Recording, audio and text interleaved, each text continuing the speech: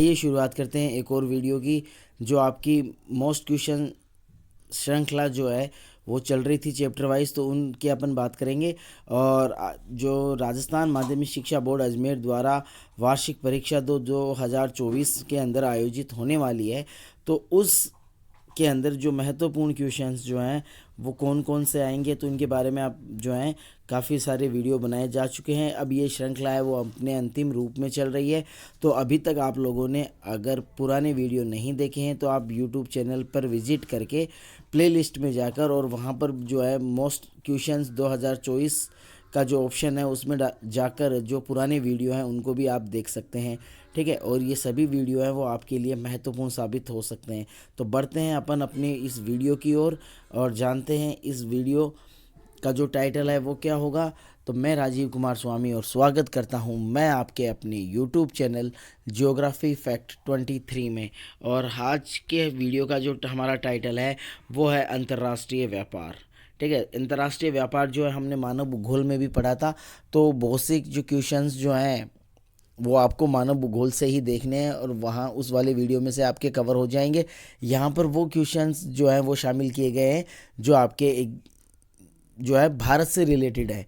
ठीक है, तो वही इसमें शामिल किए गए हैं, बाकी के आप जो है वहाँ से देख सकते हैं। अंतर्राष्ट्रीय व्यापार किसे कहते हैं, कितने उसके प्रकार होते हैं, तो वो सारे के सारे आप जो है मानव भूगोल के चैप्टर में जो अंतर्राष्ट्रीय व्यापार है, ठीक है, वहाँ से आप देखोगे।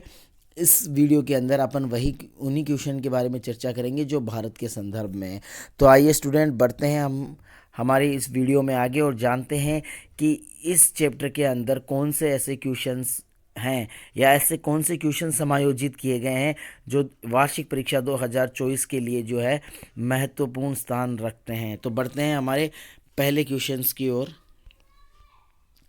पहला क्वेश्चन हमारा है स्टूडेंट, निम्नलिखित में से कौन सा बंदरगाह कृत्रिम बंदरगाह नहीं है। तो इसका जो आपको राइट आंसर देना है, चार ऑप्शन आपके हैं, पारादीप, कांडला, विशाखापट्टनम और चेन्नई। तो चार ये आपके बंदरगाह हैं और इन बंदरगाहों में से आपको बताना है कि कौन सा बंदरगाह है वो कृत्रिम बंदरगाह नहीं है स्टूडेंट। तो इसका राइट आंसर होगा ऑप्शन नंबर ब, कांडला है वो क्या है स्टूडेंट, एक प्राकृतिक बंदरगाह है। बढ़ते हैं नेक्स्ट क्वेश्चन की ओर। क्वेश्चन हमारा है, न्यू मंगलोर बंदरगाह किस राज्य में स्थित है। तो ये आपको बताना है कि न्यू मंगलोर जो बंदरगाह है वो भारत के कौन से राज्य में स्थित है स्टूडेंट, केरल में, महाराष्ट्र में, कर्नाटक में या फिर गोवा में। तो कहाँ पर स्थित है न्यू मंगलोर, तो न्यू मंगलोर आपका जो है कर्नाटक राज्य में स्थित है। ठीक है, केरल में कौन सा है स्टूडेंट, कोची, महाराष्ट्र में मुंबई और गोवा में मारमा गोवा। ठीक है, मारमा गोवा। ठीक है, तो बढ़ते हैं नेक्स्ट क्वेश्चन की ओर। क्वेश्चन नंबर 3 है, किस बंदरगाह का निर्माण मुंबई बंदरगाह का दबाव घटाने के लिए किया गया है। ठीक है, यानी जो मुंबई बंदरगाह पर जो भार था उस भार को कम करने के लिए कौन से बंदरगाह का निर्माण किया गया है, कांडला का किया गया है, तूतीकोरिन का किया गया है, कोची का किया है या एनोर का किया गया है। तो राइट आंसर क्या होगा स्टूडेंट, बताइए कि कौन सा बंदरगाह है इन चारों में से जिसको या जिसका निर्माण जो है वो मुंबई बंदरगाह के भार हटाने के लिए किया गया है। तो आपका राइट आंसर होगा ए, कांडला बंदरगाह। ठीक है, तो कांडला बंदरगाह का निर्माण मुंबई बंदरगाह के भार को कम करने के लिए या दबाव को घटाने के लिए किया गया है। बढ़ते हैं नेक्स्ट क्वेश्चन की ओर। वार्षिक रिपोर्ट 2016-17 के अनुसार देश में कितने अंतर्राष्ट्रीय हवाई अड्डे कार्यरत हैं। तो बताइए स्टूडेंट कितने जो आपके हैं। तो हमारे देश में अंतर्राष्ट्रीय हवाई अड्डे क्या 12 हैं, 30 है, 25 है या 35। अंतर्राष्ट्रीय हवाई अड्डों की बात हो रही है यहाँ पर। तो राइट ऑप्शन क्या होगा आपका, सही ऑप्शन सही होगा, 25 अंतर्राष्ट्रीय हवाई अड्डे हैं। भारत में कितने हवाई अड्डे हैं, 25। ठीक है, बढ़ते हैं नेक्स्ट क्वेश्चन की ओर। नेक्स्ट क्वेश्चन क्या कहता है, भारत का कौन सा पतन भूटान, नेपाल जैसे पड़ोसी देशों को सुविधा प्रदान करता है, कोलकाता, तूतीकोरिन, पारादीप या विशाखापट्टनम। कौन सा करता है स्टूडेंट। तो राइट ऑप्शन जो है आपका इसमें होगा कोलकाता। तो कोलकाता है वो नेपाल और भूटान जैसे पड़ोसी राज्यों को जो है क्या है, बंदरगाह की सुविधा जो है वो उपलब्ध करवाता है। बढ़ते हैं नेक्स्ट क्वेश्चन की ओर। क्वेश्चन नंबर 6 स्टूडेंट, भारत के किस पतन का पोताश्रय सबसे गहरा है। तो कौन से का है, हल्दिया का, पाराद्वीप का, मुंबई का या मार्मागोवा का। तो इन चारों में से राइट ऑप्शन कौन सा होगा? जो बंदरगाह के बारे में पूछा है कि कौन सा बंदरगाह है जिसका पोताश्रय सबसे ज़्यादा गहरा है, तो इसमें आपका राइट आंसर है पारादीप। पारादीप का जो पोताश्रय है वो सबसे गहरा है इन चारों में से। स्टूडेंट, बढ़ते हैं नेक्स्ट क्वेश्चन की ओर। भारत का विशालतम कंटेनर पतन कौन सा है? तो ये बताइए, ये बहुत ही मोस्ट क्वेश्चन है। बताइए, मुंबई, इसका आंसर जो है वो मुंबई होगा, नहवान सेवा होगा, न्यू मंगलोर होगा, या फिर कांडला होगा। तो बताइए कौन सा इसका राइट ऑप्शन है? तो इसमें आपका राइट ऑप्शन है ब, नहावा सेवा जो है वो आपका जो है विशालतम जो है कंटेनर बंदरगाह है। बढ़ते हैं नेक्स्ट क्वेश्चन की ओर। नेक्स्ट क्वेश्चन है स्टूडेंट हमारा, निम्न में से कौन सा पतन महानदी डेल्टा पर स्थित है? तो कौन सा है? पारादीप, चेन्नई, एनोर, कांडला। बताइए राइट ऑप्शन क्या होगा आपका? तो राइट ऑप्शन स्टूडेंट इसमें होगा ए, पारादीप जो है वो महानदी के डेल्टा पर स्थित बंदरगाह है। ठीक है, बढ़ते हैं नेक्स्ट क्वेश्चन की ओर। क्वेश्चन नंबर 9, अरब सागर की रानी किसको कहते हैं? तो अरब सागर की रानी किसको कहते हैं? कांडला पतन को, बेबनाद कायाल को, मुंबई पतन को, या हल्दिया को। तो यहाँ पर देखिए स्टूडेंट, इसमें जो है चारों ऑप्शन है, इन चारों ऑप्शन में से राइट ऑप्शन क्या होगा? ब होगा। ठीक है, अरब सागर की रानी जो है वैसे तो जो है कोचीन को कहा जाता है, कोची बंदरगाह को। ठीक है, कोची बंदरगाह या फिर कोचीन कह सकते हो। ठीक है, तो दोनों ही राइट ऑप्शन है। तो किसको कहा जाता है? कोचीन या कोची को कहा जाता है। और कोची जो है वो कहाँ जो है एक झील है, ठीक है, जिसका नाम है बेबनाद कयाल झील है। ठीक है, तो इस झील के मुहाने पर स्थित है। ठीक है, तो यहाँ पर जो है आप ये नाम भी याद रखोगे, बेबनद कायाल और कोची या कोचिन, इसका भी नाम आपको याद रखना है। ये अरब सागर की रानी के नाम से फेमस है। बढ़ते हैं 10वें क्वेश्चन की ओर। 10वां क्वेश्चन आपका है, भारत का सबसे बड़ा समुद्री पतन कौन सा है? तो इसमें आपका राइट आंसर क्या होगा? कांडला होगा, तूतीकोरिन होगा, कोलकाता होगा, या मुंबई होगा। ठीक है, तो वैसे तो आपको पता चल चुका होगा कि इसका राइट आंसर क्या है, और राइट आंसर है वो आपको ईमानदारी से कमेंट करना है। ठीक है, बिना किसी बेईमानी के। ठीक है, मैं अब आपको इसका आंसर बता रहा हूँ। तो इसका आंसर है मुंबई। ठीक है, मुंबई भारत का सबसे बड़ा समुद्री पतन है। बढ़ते हैं नेक्स्ट क्वेश्चन की ओर। नेक्स्ट क्वेश्चन है स्टूडेंट हमारा, ज्वारीय पतन किस नदी पर स्थित है? तो बताइए ज्वारीय जो पतन है वो कौन सी नदी पर है? गंगा पर, हुगली पर, ब्रह्मपुत्र पर, या दामोदर पर? तो बताइए ज्वारीय पतन कौन सी पर है? तो राइट ऑप्शन क्या होगा आपका? हुगली नदी। ठीक है, हुगली नदी पर ही कोलकाता स्थित है। ठीक है, गंगा, ब्रह्मपुत्र और दामोदर पर कोई भी बंदरगाह स्थित नहीं है। बढ़ते हैं नेक्स्ट क्वेश्चन की ओर। क्वेश्चन नंबर 12 है, मारमा गोवा पतन किस देश को लोहा एस्क का निर्यात करता है? तो मारमा गोवा द्वारा है वो लोहा एस्क जो है निर्यात किया जाता है। तो कौन से देश को किया जाता है? जर्मनी, जापान, कनाडा, या फ्रांस? तो बताइए राइट ऑप्शन क्या होगा? तो राइट ऑप्शन होगा ब, जापान को जो है मारमा गोवा बंदरगाह से लोहा एस्क जो है वो उसको निर्यात किया जाता है। बढ़ते हैं नेक्स्ट क्वेश्चन की ओर। नेक्स्ट क्वेश्चन है, विश्व व्यापार की कुल मात्रा में भारत की भागीदारी है तो कितनी है? लगभग 1%, लगभग 5, लगभग 7, या 8? तो बताइए कौन सा ऑप्शन जो है वो आपका सही है स्टूडेंट? ठीक है, भारत जो है उसकी कितनी प्रतिशत भागीदारी है? तो कितनी प्रतिशत भागीदारी है? तो राइट ऑप्शन है ए। ठीक है, लगभग 1% भागीदारी है अंतर्राष्ट्रीय व्यापार में भारत की। बढ़ते हैं नेक्स्ट क्वेश्चन की ओर। क्वेश्चन है स्टूडेंट हमारा, निम्न में से प्राकृतिक बंदरगाह है कांडला, कोची और मुंबई। तो बताइए इन तीनों में से प्राकृतिक बंदरगाह कौन सा है? तो इसका राइट आंसर क्या होगा? उपयुक्त सभी। ठीक है, ये तीनों ही के तीनों जो बंदरगाह हैं वो आपके प्राकृतिक बंदरगाह हैं। किस बंदरगाह का दबाव कम करने के लिए एनोर तथा तूतीकोरिन पतन का निर्माण किया गया है? तो किस बंदरगाह पर दबाव को कम करने के लिए एनोर और तूतीकोरिन जो है वो पतन का निर्माण किया गया है? मुझे जहाँ तक लगता है आपको इसका आंसर पता चल चुका होगा। मुंबई, चेन्नई, कांडला, या कोलकाता? ठीक है, तो इसका आप कमेंट करोगे। ठीक है, कमेंट इसमें आप करोगे कि कौन सा है। मुझे जहाँ तक लगता है कि आप लोगों को पता चल चुका होगा कि इसका जो है राइट आंसर क्या होगा, तो आपको कमेंट करना है। और बढ़ते हैं नेक्स्ट क्वेश्चन की ओर।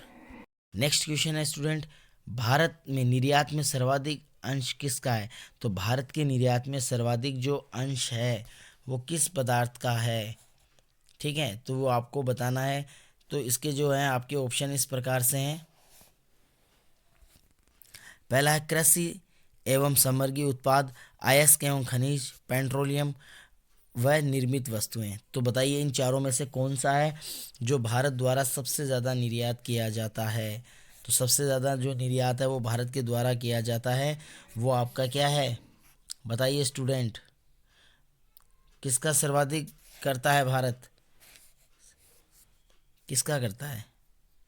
तो ऑप्शन नंबर द विनिर्मित वस्तुओं का जो निर्यात है वो करता है। भारत की अगर अपन बात करें तो भारत में प्रमुख बड़े पतन कितने हैं? 12। कितने हैं आपके? 12 हैं, 42 हैं, 6 हैं या 67 हैं? तो भारत में मुख्य पतन कितने हैं? तो इसके राइट आंसर होगा आपका 12। भारत के अंदर जो है मुख्य पतनों की संख्या है वो 12 है। बढ़ते हैं नेक्स्ट क्वेश्चन की ओर। नेक्स्ट क्वेश्चन है, भारत में खाद्यान्न आयात कम होने का कारण क्या था? तो बताइए जनसंख्या में कमी, आयात कर में वृद्धि, हरित क्रांति की सफलता, जन्म दर में कमी। तो इस भारत के अंदर जो खाद्यान्न है उसकी कमी, जो आयात में कमी आई है उसके पीछे का कारण क्या था? तो बताइए स्टूडेंट क्या था? ऑप्शन नंबर सही होगा आपका, हरित क्रांति की सफलता। तो ठीक है, हरित क्रांति की सफलता के कारण जो है स्टूडेंट क्या हुआ था, इसमें कमी आई थी खाद्यान्न के आयात में। बढ़ते हैं अगले क्वेश्चन की ओर।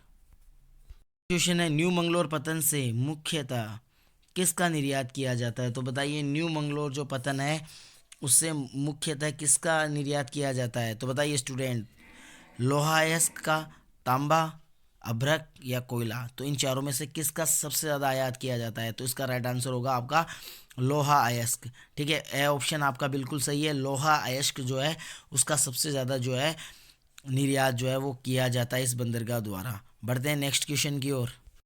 नेक्स्ट क्वेश्चन है स्टूडेंट, भारत की आयातक वस्तु है तो भारत सबसे ज़्यादा किसका आयात करता है? बताइए पेट्रोलियम उत्पाद का, मोतियों बहुमूल्य रत्न का, उर्वरक का या उपरोक्त सभी का।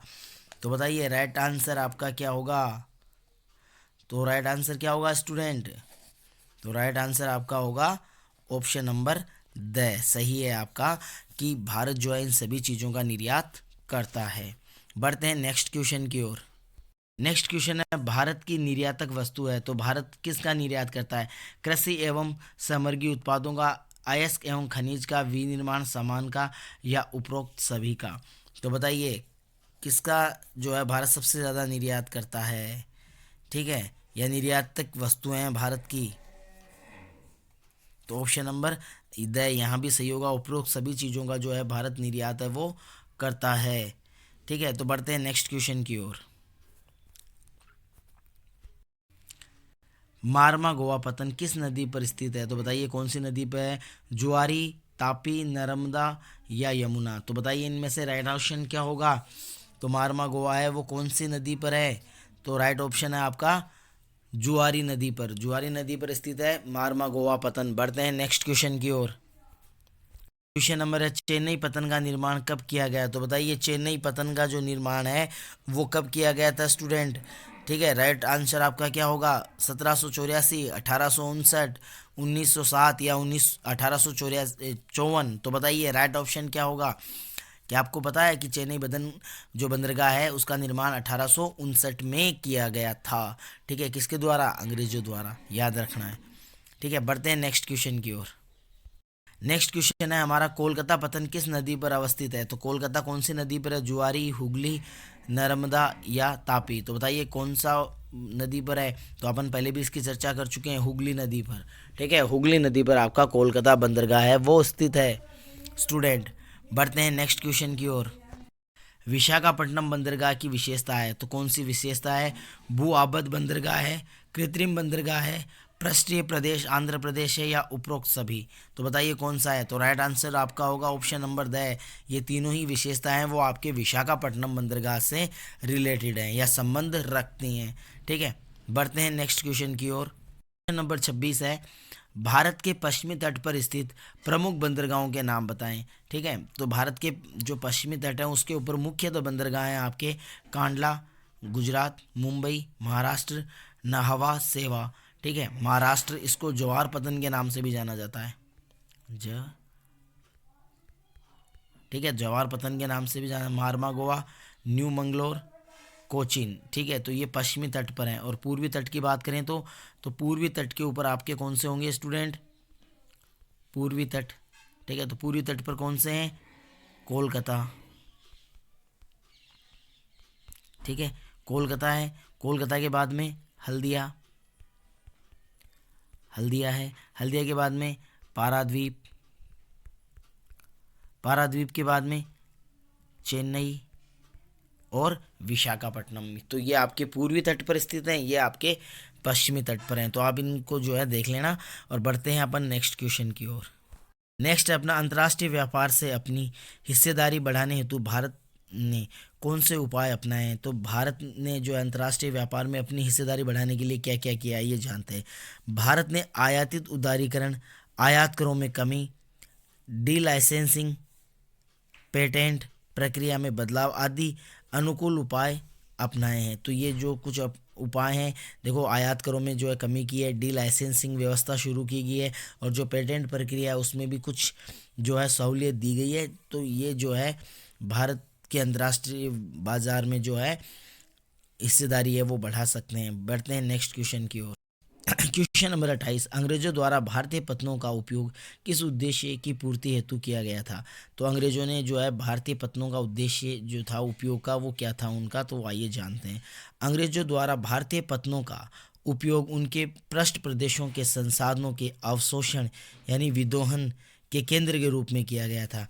यानी अंग्रेज़ों का मुख्य उद्देश्य क्या था कि जो बंदरगाह हैं, उन बंदरगाहों के जो पृष्ठ प्रदेश होते हैं उनमें जो संसाधन है, उन संसाधनों का जो है विदोहन करने के लिए ऐसा किया गया था। तो बढ़ते हैं नेक्स्ट क्वेश्चन की ओर। कांडला पतन को विकसित करने का क्या कारण था? तो कांडला बंदरगाह उसको विकसित करने का, इस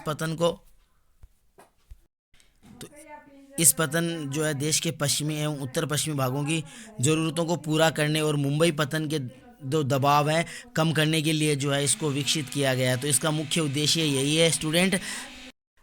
तो अपन बात कर रहे थे तो उत्तर पश्चिमी और जो पश्चिमी क्षेत्र है उनकी ज़रूरतों को पूरा करने के लिए, और साथ ही मुंबई जो बंदरगाह है उसके ऊपर दबाव कम करने के लिए जो है कांडला बंदरगाह का निर्माण है वो स्टूडेंट किया गया था। ठीक है, तो ये आपको याद रखना है। पश्चिमी और उत्तर पश्चिमी जो राज्य हैं उनके जो है बंदरगाह की सुविधा उपलब्ध हो जाए, और साथ ही साथ मुंबई बंदरगाह उसके ऊपर दबाव कम हो जाए, तो इस चीज़ के लिए जो है इसका निर्माण है वो किया गया। बढ़ते हैं नेक्स्ट क्वेश्चन की ओर। चेन्नई पतन विशाल पोतों के लिए अनुकूल क्यों नहीं है? तो चेन्नई पतन है वो विशाल पोतों के लिए अनुकूल क्यों नहीं है? तो इसका जो आंसर है स्टूडेंट वो इस प्रकार है कि तट के निकट जो है उथले जल के कारण जो है ये पतन विशाल पोतों के लिए अनुकूल नहीं है। यानी ये जो पतन है इस पतन की गहराई बहुत ही कम है। ठीक है, तो कम गहराई होने के कारण यहाँ पर जो बड़े जहाज हैं वो नहीं आ सकते, या ये जो क्षेत्र या ये बंदरगाह है वो बड़े पोताश जो पोत होते हैं या बड़े जहाज जो होते हैं उनके लिए अनुकूल नहीं है। बढ़ते हैं नेक्स्ट क्वेश्चन की ओर। नेक्स्ट है, विभाजन के समय कौन से दो महत्वपूर्ण पतन भारत से अलग हो गए थे? तो इसका जो आंसर है तो वो है विभाजन के समय भारत के दो महत्वपूर्ण पतन, एक तो कराची और दूसरा आपका था चटगांव, क्रमशः पाकिस्तान एवं पूर्वी पाकिस्तान यानी बांग्लादेश में चले गए थे।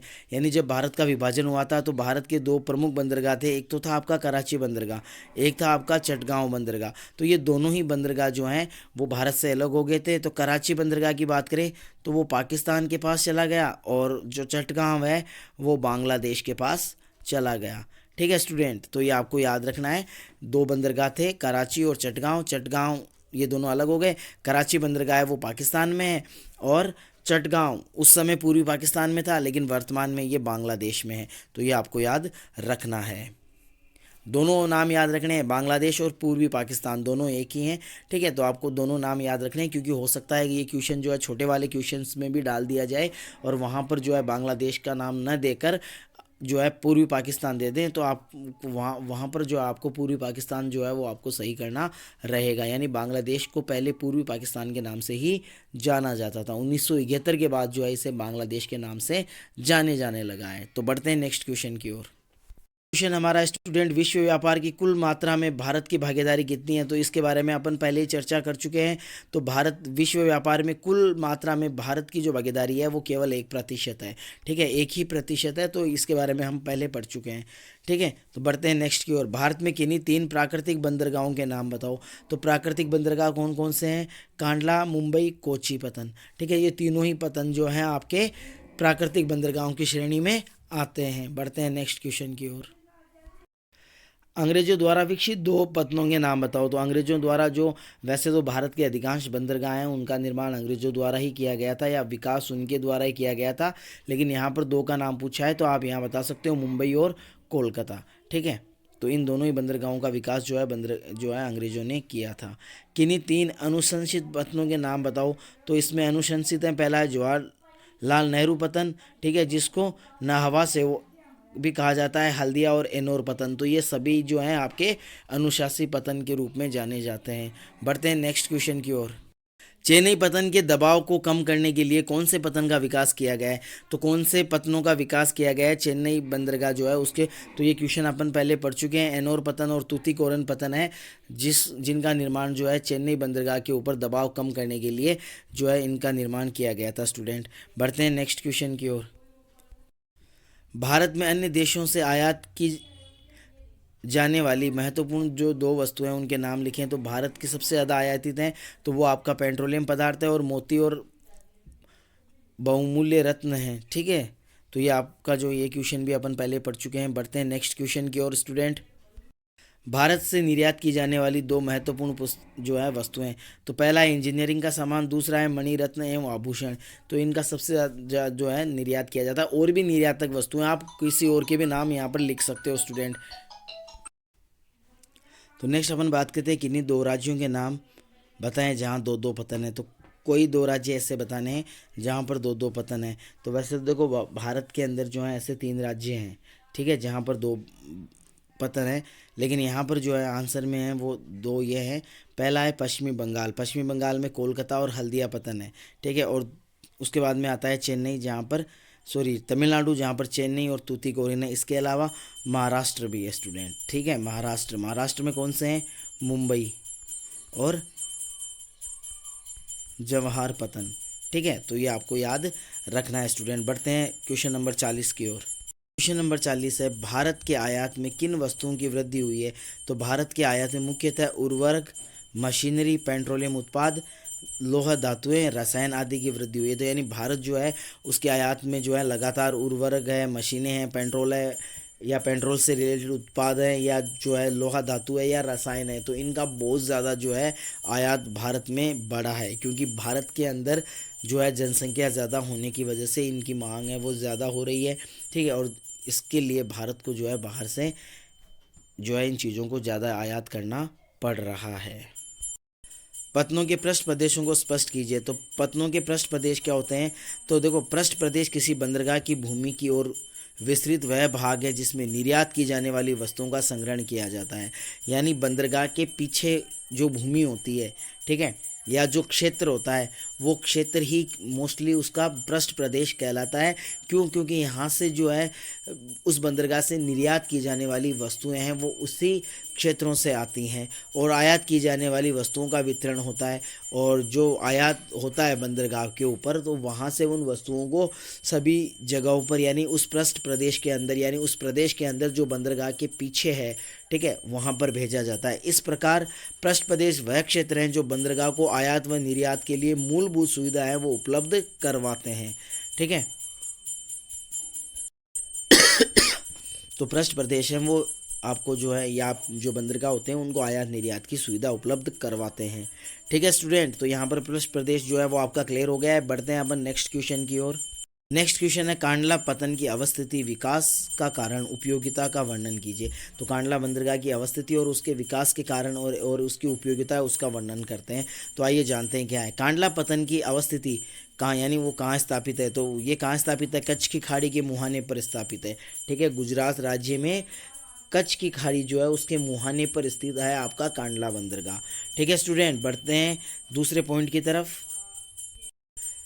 विकास का कारण, विकास के क्या कारण है? कांडला पतन को देश के पश्चिमी एवं उत्तर पश्चिमी भाग की ज़रूरतों को पूरा करने और मुंबई पतन पर दबाव घटाने के लिए एक प्रमुख पतन के रूप में विकसित किया गया था। तो इसका विकास का प्रमुख कारण ये है कि पश्चिम और उत्तर पश्चिमी जो राज्य हैं उन राज्यों को जो है बंदरगाह की सुविधा उपलब्ध हो सके, और साथ ही साथ मुंबई बंदरगाह के ऊपर जो दबाव है, ठीक है, उस दबाव को कम करने के लिए कांडला बंदरगाह का विकास जो है वो किया गया या उसे विकसित किया गया। तीसरा है उपयोगिता। इस पतन की विशेष रूप से भारी पदार्थों में पेट्रोलियम उत्पाद एवं उर्वरकों को ग्रहण करने के लिए बनाया गया है।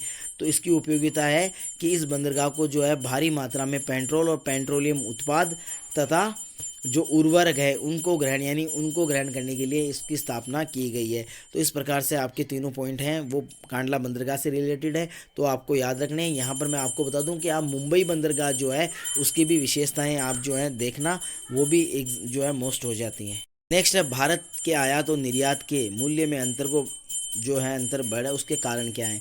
तो बढ़ने का कारण क्या है, तो भारत के अगर अपन बात करें 16-17 में आयातित वस्तु का मूल्य जो था वो ये इस प्रकार से था 25,77,422 करोड़ रुपए थे, जबकि निर्यात जो मूल्य है वो 18,52,340 करोड़ था। इन दोनों में अंतर है कितना, 7,25,82 करोड़ रुपए रहा है, जिसके कारण निम्नलिखित हैं। तो कौन कौन से कारण हैं। पहला है विश्व स्तर पर मूल्यों की वृद्धि, दूसरा है बाजार में भारतीय रुपए का अवमूल्यन। ठीक है, तो ये दो कारण हैं कि एक तो विश्व स्तर पर जो मूल्य वृद्धि हो गई वो, और दूसरा भारतीय रुपया जो है वो गिरा है। तो वो इसके दो कारण हैं। तो चलते हैं स्टूडेंट नेक्स्ट की ओर। कारण है उत्पादन में धीमी प्रगति। तो भारत के उत्पादन में जो प्रगति है वो धीमी है। घरेलू उपयोग में बढ़ोतरी, जो भारत में सामान बनता है वो लगभग भारत में ही खपत हो जाती है। विश्व बाजार में अन्य देशों में कड़ी प्रतिस्पर्धा। ठीक है, तो विश्व बाजार के अंदर जो है देशों के साथ कड़ी प्रतिस्पर्धा है वो भी करनी पड़ रही है, जिसकी वजह से ये अंतर जो है वो आ रहा है। बढ़ते हैं नेक्स्ट क्वेश्चन की ओर। 44 का है पतन विदेशी व्यापार के जो है केंद्र बिंदु होते हैं, स्पष्ट कीजिए। ये क्वेश्चन जो है आपके अर्धवार्षिक एग्जाम में भी आया था।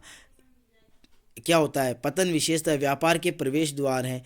एक तरफ पतन अपने पृष्ठ प्रदेश से विदेश को निर्यात करने वाली वस्तुओं का संकलन करते हैं। तो इसमें क्या होता है कि पतन जो होते हैं वो अपने पृष्ठ प्रदेश से विदेशों को निर्यात की जाने वाली जो वस्तु होते हैं उन वस्तुओं को एकत्रित करते हैं और विदेशों में निर्यात करते हैं। वहीं दूसरी ओर विदेशों से भारत में आने वाले सामान व वस्तुओं को देश के आंतरिक भागों में जो है वितरित करने के लिए सुविधा उपलब्ध है। तो विदेश से जो सामान आता है उसको भारत के आंतरिक भागों में वितरित करने वाले केंद्र के रूप में भी कार्य करते हैं। ठीक है भाई, जो सामान आएगा बंदरगाह पे आता है वो फिर पूरे देश में फैलता है, तो इसके प्रमुख केंद्र बंदरगाह ही होते हैं। इस प्रकार पतनों को विदेशी व्यापार के केंद्र बिंदु कहा जाता है। तो स्टूडेंट इस वीडियो में बस इतना ही। नेक्स्ट वीडियो में फिर से मुलाकात होगी।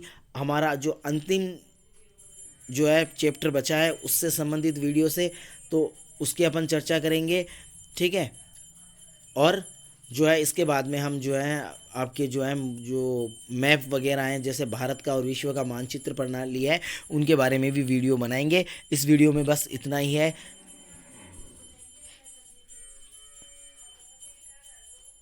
और बढ़ते हैं